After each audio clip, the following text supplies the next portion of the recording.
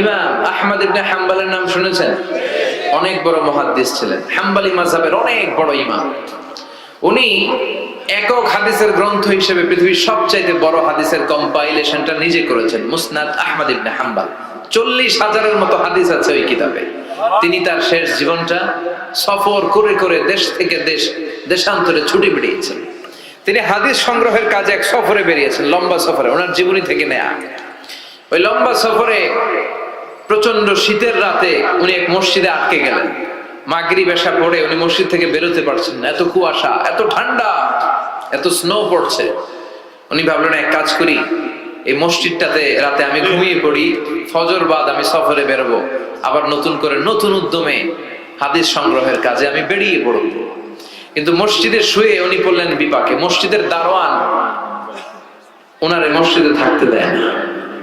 উনি বললেন, বাবা আমি ফজরের সালাতে এই মসজিদে পড়বো নিয়ত করেছি, আমি ফজরের মুসল্লি, রাতটা তুমি কাটাতে দাও, আমি সকাল হতে না হতেই চলে যাব।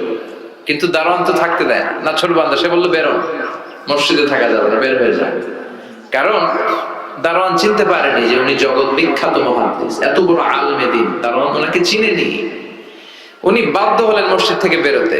মসজিদ থেকে বেরোয় হাঁটতে লাগলেন আর শীতে কাঁপতে লাগলেন। হঠাৎ দেখলেন একটা বাজার, আর ওই বাজারে খাব্বাস যুবক রুটি বিক্রেতা রুটি বানায়। কি বানায়? ওই খাব্বাসকে যে সালাম দেন, আসসালামু আলাইকুম, বাবা আমি তোমার রুটির দোকানের পাশে বসতে চাই, একটু আগুন পোহাতে চাই, যদি তুমি অনুমতি দাও। খাব্বাস বলে, আহলান ওয়া সাহলান ওয়া মারহাবান বিক, আসেন বসে যান, বিশ্রাম নিন, আগুন পোহান। আপনি আগুন পোহালে আমার ক্ষতি কি? সুবহানাল্লাহ কইবেন না? কি ভদ্র যুবক।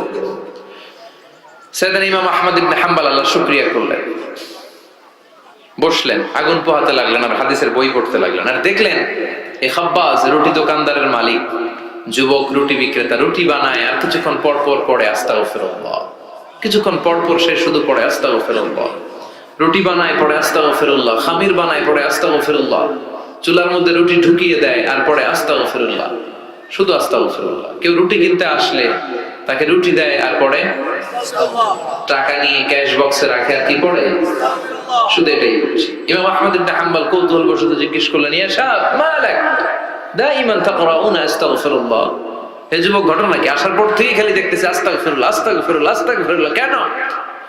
যুবক বলে, ইস্তেগফার বেশি বেশি পড়ার কারণে আমি জীবনে অনেক কিছু পেয়েছি। কি পেয়েছো? জাআলানিল্লাহু তাআলা মুস্তাজাবাদ দাওয়া, এই দোয়ার বরকতে আমার আল্লাহ আমারে মুস্তাজাবুদ দাওয়া বানিয়ে দিয়েছে।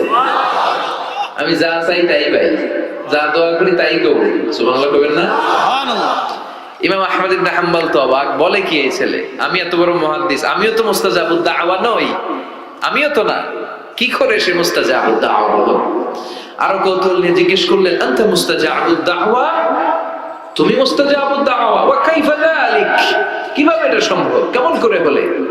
সব দোয়া তোমার কবুল হয়েছে? সে বলল, হ্যাঁ, আমি জীবনে যা চেয়েছি আমার সব দোয়া আল্লাহ কবুল করে নিয়েছে, তবে একটা দোয়া ছাড়া। কয়টা? কথা বলেন। এবার ওনার কৌতূহল আরো বেড়ে গেল, সব দোয়া কবুল হয়েছে, আবার একটা কবুল হয় না, এটা কেমন কথা? উনি কৌতূহল নিয়ে জিজ্ঞেস করলেন, ইয়া শাব আইয়ু দুআইন যালিক, ওটা কোন দোয়া যে দোয়া এখনো তোমার কবুল হয় না?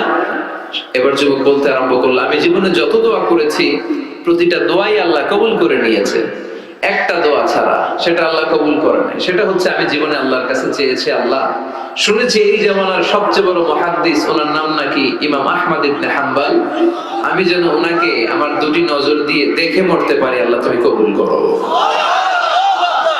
এই দোয়াটা আমি প্রতিদিন করি, কিন্তু আল্লাহ কবুল করে না, আমার এই দোয়াটা কবুল হয় নাই, বাকি সব দোয়া কবুল হয়েছে।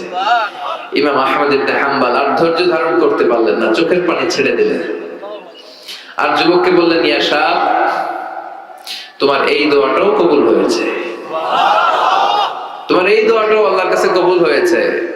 আনা আহমদ ইবনে হাম্বল, আমি সেই আহমদ ইবনে হাম্বল মুহাদ্দিসুদ দাওয়া, আমার সাথে দেখা করার জন্য আল্লাহ আমার দরবারে তোমারে পাঠায় নাই, আমারে তোমার দরবারে নিয়ে এসেছে।